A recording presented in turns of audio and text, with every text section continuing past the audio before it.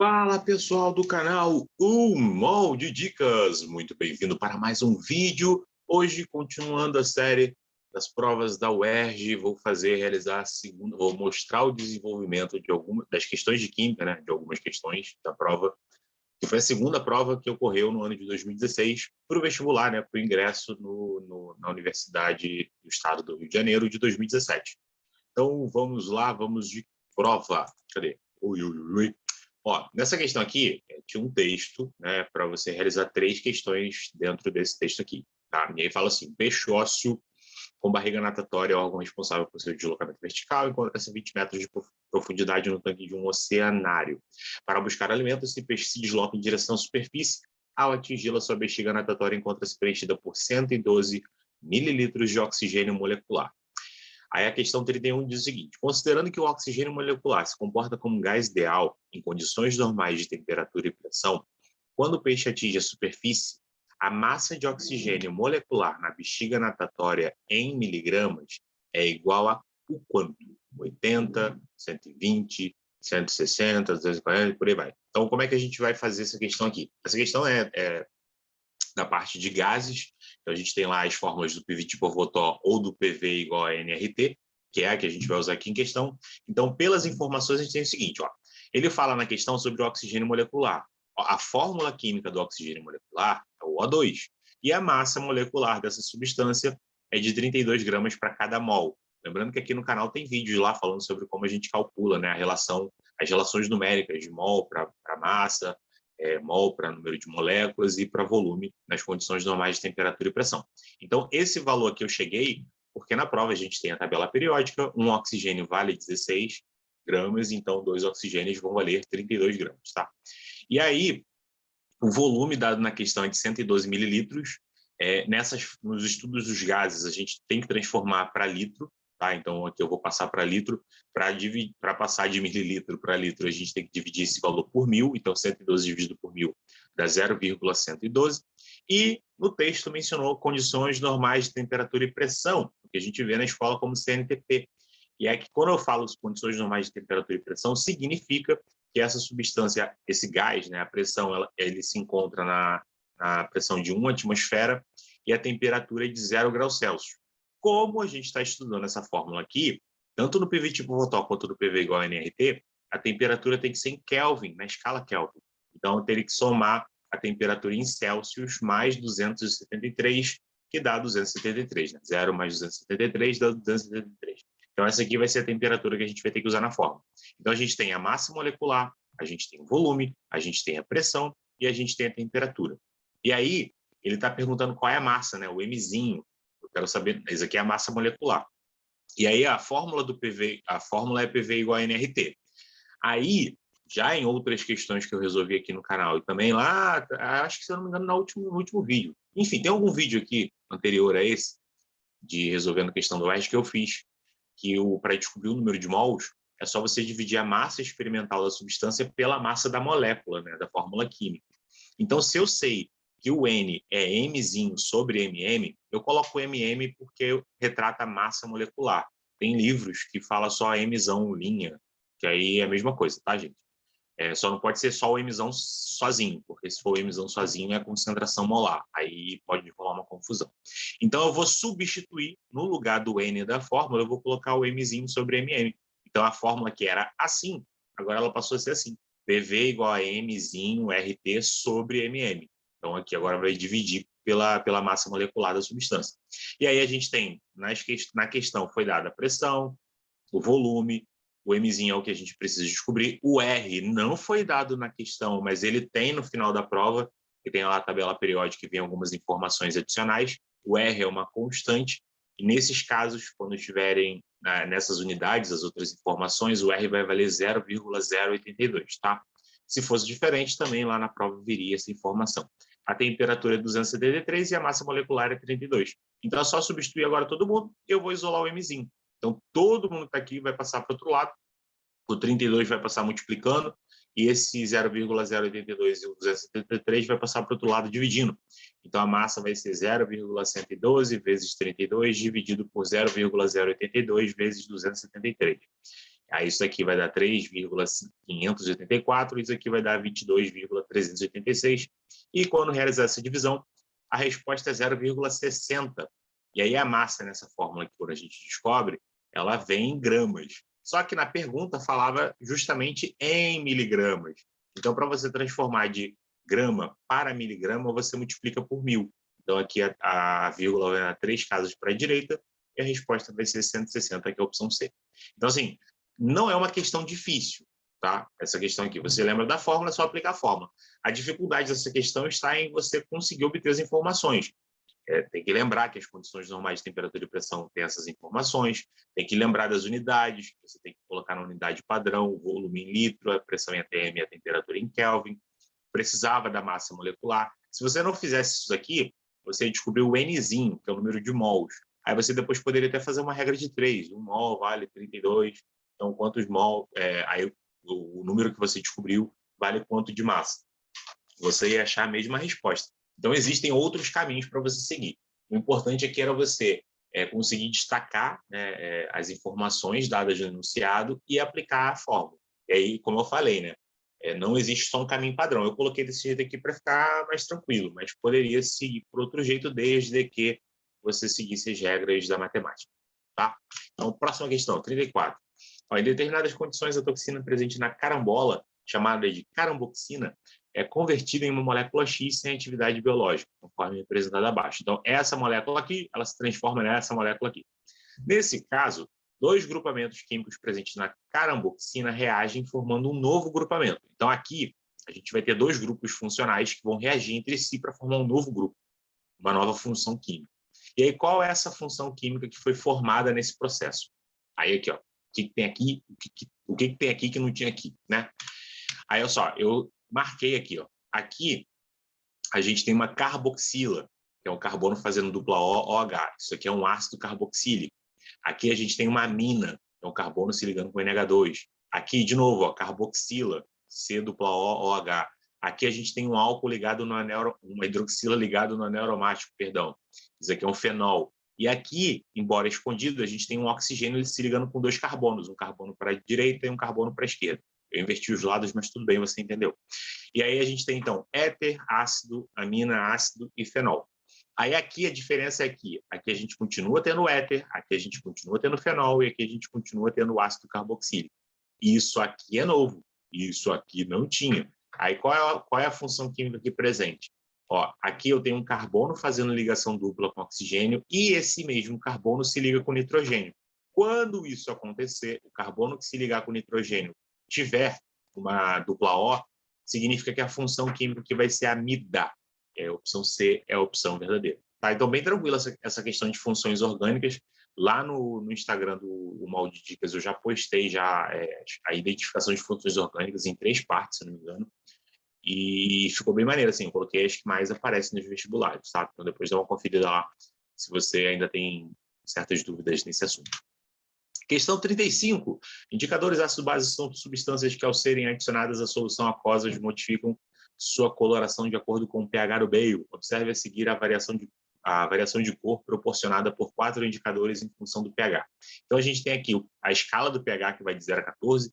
Lembrando que o pH de 0 a 7 é ácido e de 7 a 14 é básico. Quando o pH está próximo do 7, significa que a solução é neutra, é entre 6,5 e 7,5. E quanto mais próximo dos extremos, mais perigosa é a substância. Então, quanto mais próximo do 0, mais ácida, e quanto mais próximo do 14, mais básica é a solução. Tá? Então, a gente tem 4 indicadores. O que significa um indicador? É quando a gente pinga em uma solução e ele vai mudar a cor da solução. De acordo com a cor que a solução fica, a gente identifica qual é o pH. E a gente pode mexer, né, na solução, fazer o processo de titulação, para a gente poder saber quando ele varia, quando ele muda de cor, a gente vai saber qual o pH que se encontra a solução, tá? Então, a gente tem o indicador W, X, Y e Z.